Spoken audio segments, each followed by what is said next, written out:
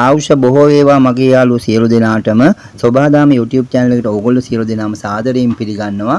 ඔන්න මම අද ඕගොල්ලන්ට අරගෙන ආව ලස්සන පරිසර පද්ධතියක් තියෙන ලස්සන දර්ශන පෙළක් සහිත වීඩියෝවක්. ඕගොල්ලෝ දැකලා තියෙනවද මේ ශාක මොනවද කියලා යාළුවනේ?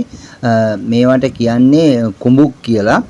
ගොඩක් ගම්බද අපේ ජීවත් වෙන යාළුවෝ නම් දන්නවා නගර බදයට වැඩිය මොකද ගම්බද පරිසර පද්ධතිය තමයි මේ කුඹුක් වලට විශේෂ තැනක් තියෙන්නේ. දැන් නගර බදත් මේ විද්‍යාත්මක හේතු සාධක පසුබිම් කරගෙන නගර බද ප්‍රදේශවලත් මේ කුඹුක් ශාකය වගා කිරීමට පුරුදු වෙලා තියෙනවා. ඉතින් යාළුවනේ මම මේ ඕගොල්ලන්ට අහම්බෙන් ලබාගත් වීඩියෝ දර්ශනයක් තමයි ඕගොල්ලන්ට පෙන්වන්න මේ යෝජනා කරගත්තේ. මේක ස්වභාවිකව පැලවිච්ච එකක් නෙමෙයි. මේක යම්කිසි ස්ථානයක මේ කෘතිමව සකසන ලද මේ කුඩා වැවක් වගේ එකක් තමයි ඕගොල්ලන්ට ඔය පේන්නේ. ඒ වැව අයින දිගේ හිටවපු කුඹුක් ශාක තමයි මම මේ වීඩියෝවේ ඕගොල්ලන්ට පෙන්වන්නේ. ඉතින් මේක මේ සමහර අයට නිකන් විවේක ස්ථානයක් විදියට හදපු ඔය පුටු එහෙමත් කියලා දින ඕගොල්ලන්ට පේනවා ඇතිනේ. ඉතින් මේ විශාල යෝධ කුඹුක් ගස්වල ඔය විශාල වැවුණු පොතු තම වලට ඔය පේන්නේ. පොත්තේ පිට දුඹුරු පාටයි ඇතුළත මේ රත්වන් දුඹුරු පාටක් යුක්ත වෙනවා පොතු. ඉතින් මේ යෝධ ගස් මේව වටාඩි 15 20 වගේ විශාලයි. ඔය බලන්න ඔය පොතු ඇතුළ රතු පාටයි පිටින් දුඹුරු පාටයි. ඉතින් යාළුවනේ මම අන්තර්ජාලයෙන් කරුණු කීපයක් සොයාගත්තා ඕගොල්ලෝ වෙනුවෙන් ඉදිරිපත් කරන්න. මේ කුඹුක් ශාකයේ උද්භිද විද්‍යාත්මක නාමය ලෙස ටර්මිනේරියා අර්ජුනා යන නමින් සඳහන් වෙනවා. ඉතින් මේ කුඹුක් ශාකය ගොඩක් අය දන්නේ නැති වුණාට ලංකාවේ බොහොම ගම්බද ප්‍රදේශවල විශේෂයෙන් ජලාශ තියෙන ප්‍රදේශවල ඒ කාලේ ඉඳන්ම තියෙන දීර්ඝ කාලීන ආයුෂ තියෙන ශාකයක්. ඉතින් යාළුවනේ මේ කුඹුක් කියන්නේ ලංකාවේ ස්වභාවිකම වැවෙන විශාල ශක්තිමත් දිගු කාලයක් පවතින ශාකයක් කියලා කියන්න පුළුවන්. මේ ගස විශේෂයෙන් ගංගා ඇලදොලවල් වැව් ආසන්නයේ වැඩි වශයෙන්ම දකින්න පුළුවන්. අපේ ඒ කාලේ වැඩිහිටියෝ මේවා වමනාවින්ම ගංගා ඇලදොල ප්‍රදේශවල වගා කෙරුවා.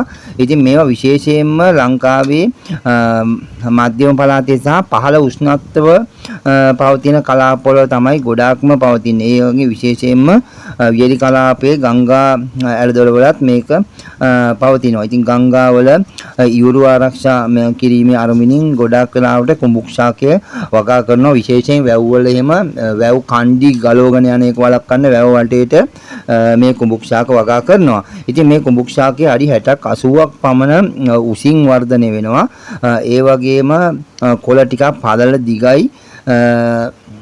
මේ වීඩියෝ එකේ තනින් තන තියෙනවා මම කැමරාවෙන් ලං කරලා පෙන්නපු දර්ශන. ඒ අතර ඔයගොල්ලෝ බලන්න නිකන් තද කොළ පාට මේ කොළයක් දිග ටිකක් සහ අඟල් දෙකක තුනක පළලකින් යුක්ත වෙනවා. ඉතින් මම කලින් පෙන්නුවා වගේ පොතු වල තද වර්ණයක් තියෙනවා. වේලිච්ච පොතු දුඹුරු පාටයි. පොතු ගැලවිච්ච ස්වභාවයකින් තමයි පවතින්නේ. එතකොට ඒ ගැලවිලා ගියව දුඹුරු පාටයි. අනිත් පොතු සාමාන්‍යයෙන් මේ ඇතුළත නිකන් රත් පැහැයක් වගේ රෝස මිශ්‍ර රත් පැහැයක් තමයි තියෙන්නේ. ඉතින් මේ ගස් ඇත්තටම ඕගලන්ට මේ වීඩියෝ එකේ ඕගොල්ලෝ දකින්න ඇති මේවා උස අර මං කිව්වා වගේම අඩි 60ක් 80ක් විතර මේ ගසුත් උසයි.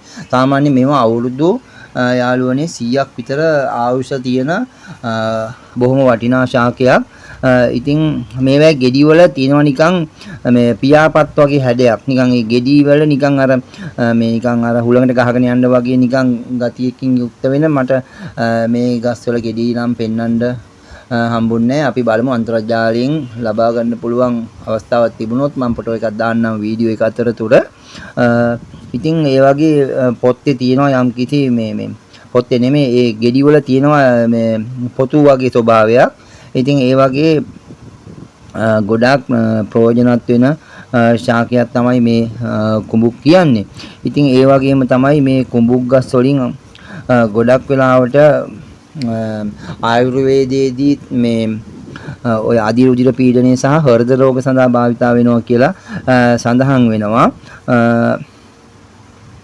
පුරාණ කාලයේදී යාළුවනේ ඔය මේ මොනවද පාලම් ඉදිකිරීම එතකොට වැව් බැම්මවල් වගේ දේවල් හදන්නත් යොදාගත්ත බව මේ අපේ ඉතිහාසයේ යම් කරුණු පරීක්ෂා කරලා බලනකොට හොයාගන්න අවස්ථාව අපිට ලැබෙනවා.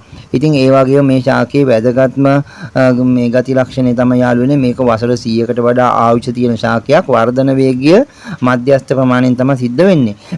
මේ ශාකයේ විශේෂ ප්‍රයෝජනෙන් තමයි මේ වායුව පිරිසිදු කිරීමේ ගුණයක් පවතින නිසා දැන් නගරබද ප්‍රදේශවලත් මෙම ශාකය වගා කිරීමට පෙළඹිලා සිටිනවා. මොකද මේ පරිසර දූෂණය, ඒ කියන්නේ වාහන වලින් සිදුවන පරිසර දූෂණය නිසා පරිසරයේ තියෙන මේ දූෂිත වෙච්ච වායුව පිරිසිදු කර ගැනීමේ අරමුණින් මේ කුඹුක් ශාක දැන් නගරබද ප්‍රදේශවල තියෙන ගංගා ඇලදොල කුඩා ජලාශාශ්‍රිතවත් වගා කරන්න පුරුදු වෙලා තියෙනවා.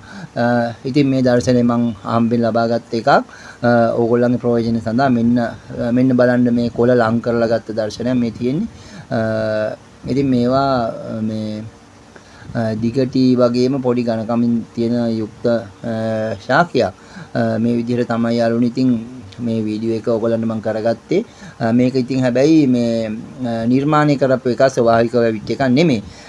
මේ පේන වැව වුණත් මේ කෘතිමව හදපු එකක්. ඒකේ ආරක්ෂාවට වටේ තමයි හදලා තියෙන්නේ. හොඳයි යාළුවනේ. එහෙනම් මේ වීඩියෝ එක බැලුවට බොහොම ස්තුතියි. වීඩියෝ එක හොඳයි නම් යාළුවන්ට බලන්න ෂෙයා කරන්න.